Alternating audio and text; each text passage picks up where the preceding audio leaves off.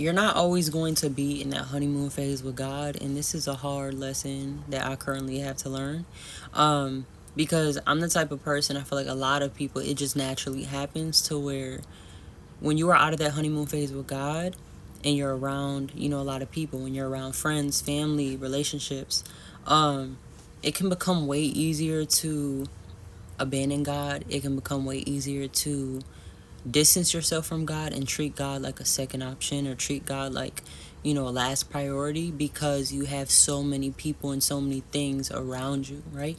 My last season, for the people that don't know, I was alone. I was completely alone, didn't have any family, friends, no relationship, nothing. It was me and God, right?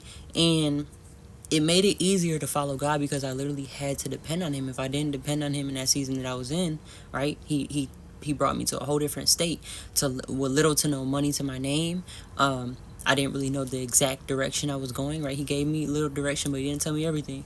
So I physically, spiritually, and mentally had to depend on the Lord. And in this season, if I choose not to, I don't have to.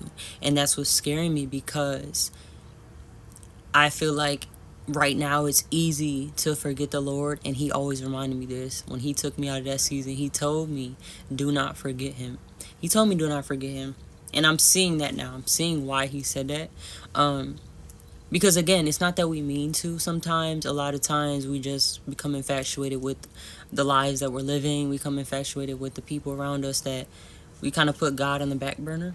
And you have to realize that the same way that you needed Him the last season is the same way you're going to need Him this season. And it doesn't seem that way, because you're not taken away from your safety. You're not taken away from all the things that God provided for you, right?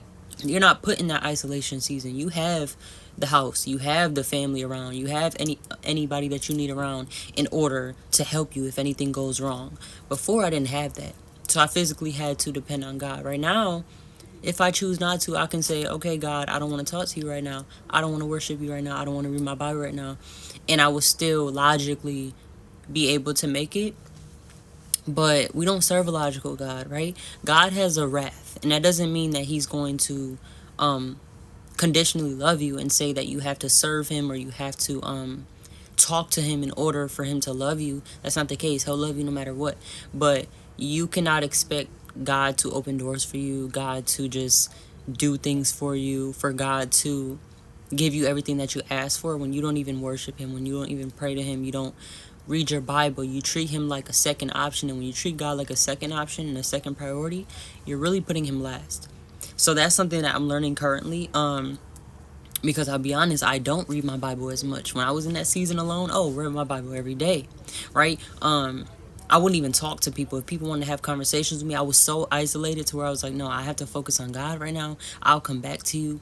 But now, since there's so many people around me, it is very much harder to worship God. And it's not hard meaning impossible, but it's harder. It's definitely harder than the last season. But this is just some encouragement to people that you're not alone, right? We're not always going to be in the honeymoon phase with God. And that's something, wow, God just showed me something. We're not always going to be in that honeymoon phase with God. And sometimes people think that we will. We think that God will just continue to keep talking and talking and talking, and then His voice gets silent. And then we're like, okay, God, where are you? Like, what happened? Like, like, am I doing something wrong? And you're not doing anything wrong. It's just that now you have to put in the effort to have that relationship with Him. It's not just Him talking, right? Having a relationship with God is not just He's going to talk to you and you can just completely ignore Him and that's it, right? He's just going to continue to keep talking to you, talking to you, talking to you. And then you can expect to just get all this help when you're not even talking to Him. It's a two-way relationship. If you don't talk to God in months, if you don't talk to God in weeks, even a day, you might create this disconnect with God.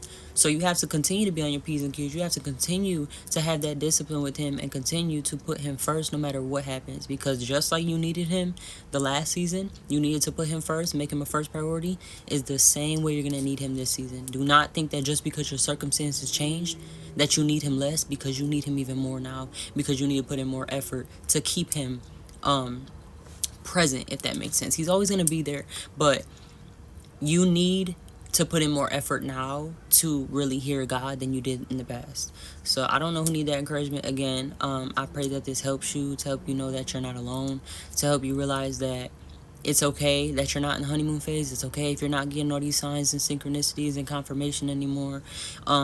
It's okay. But now is really time to buckle down and to show God that you really worship him and that you love him just as much as he's been showing you, right? Reciprocate that same energy with God and really buckle down in this season.